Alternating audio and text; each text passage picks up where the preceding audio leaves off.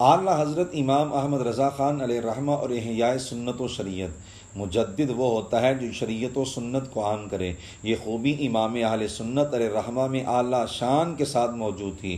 آپ اپنی ذات کی حد میں بھی سنت و شریعت کے سخت پابند تھے اور زندگی بھر اسے رواج دینے اور عام کرنے کے لیے بھی بے مثال خدمات سر انجام دیں۔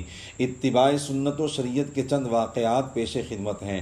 نمبر 1، ایک دن نماز فجر کے لیے مسجد پہنچنے میں کچھ دیر ہو گئی۔ جب تشریف لائے تو بعض حضرات نے کہا، دیکھتے ہیں آج جلدی میں دایاں قدم پہلے مسجد میں رکھتے ہیں یا بایاں؟ چنانچہ دیکھنے والے سنت کی پابندی پر حیران رہ گئے کہ دروازے کی پہلی سیڑھی پر بھی دایاں قدم رکھا، مسجد کے فرش پر بھی پہلے دایاں قدم رکھا، پھر مسجد کے ہر حصے بلکہ ہر صف پر پہلے دایاں قدم رکھا، حتیٰ کہ محراب میں بھی پہلے دایاں قدم ہی رکھا۔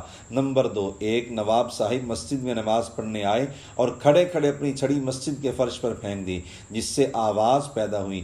آپ نے فرمایا، نواب صاحب، مسجد میں زور سے قدم رکھ کر چلنا بھی منع ہے، یعنی تاکہ آواز پیدا نہ ہو، پھر کہاں چھڑی کو اتنی زور سے مسجد کے فرش پر ڈالنا؟ چنانچہ انہوں نے وعدہ کیا کہ انشاءاللہ آئندہ ایسا نہیں ہوگا۔ نمبر 3، ایک مرتبہ کچھ عقیدت مند فوجی ملازم حاضر ہوئے اور آپ کے سامنے رکھی ہوئی کرسیوں پر بیٹھ گئے۔ انگریز فوجیوں کا لباس پورا نہیں ہوتا تھا، جبکہ شرعی حکم یہ ہے کہ مرد کو ناف سے گھٹنوں کے نیچے تک کا حصہ چھپانا فرض ہے، اور بلا وجہ تنہائی میں بھی اس حصے سے پردہ ہٹانے کی اجازت نہیں۔ تاجدار بریلی علیہ الرحمہ نے نگاہیں جھکا لیں اور ان کی طرف دیکھے بغیر ان کی بات کا جواب دیا۔ خادموں نے انہیں گھٹنے چھپانے کے لیے کپڑا دیا۔ جب انہوں نے گھٹنے چھپا لیے تو آپ نے ان کی طرف نگاہ اٹھائی اور نظر ملا کر کلام فرمایا۔ نمبر 4، ایک مسافر آپ کے پاس آیا اور کسی کا سفارشی خط دکھا کر عرض کی کہ کوئی وظیفہ ارشاد فرما دیں۔